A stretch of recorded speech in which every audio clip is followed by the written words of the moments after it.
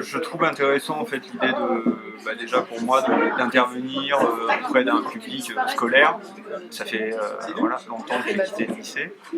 C'est une bonne occasion voilà, se confronter aussi avec un jeune public et d'être sur un projet comme ça collaboratif.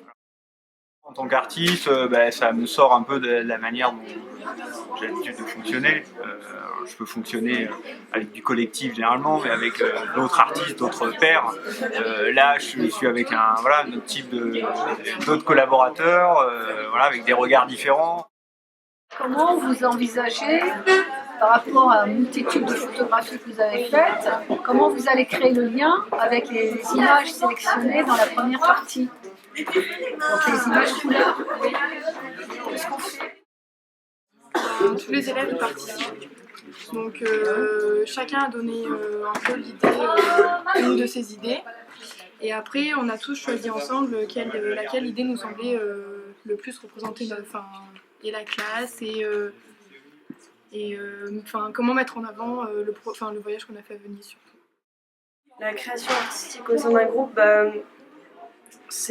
pour moi, c'est les idées de tout le monde, de chacun qui se réunissent qui se rencontrent déjà dans un même projet.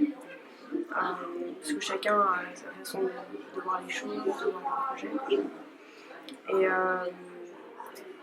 Et je pense que ça peut aboutir vraiment à quelque chose de bien, d'enrichissant. Donc en fait, je leur ai proposé un sujet chacun personnel.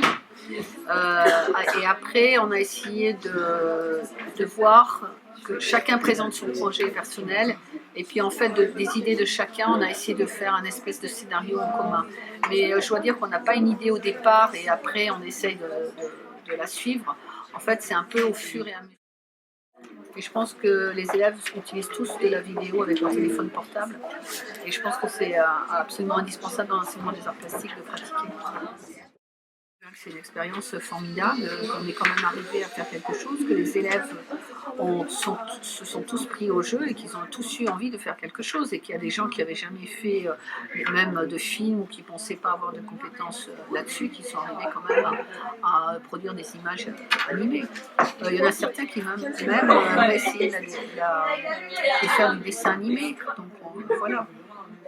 Juste avec un moving lecteur et un stop motion, ils ont quand même essayé de faire quelque chose. On est très content d'avoir été sélectionnés et d'avoir pu faire ça.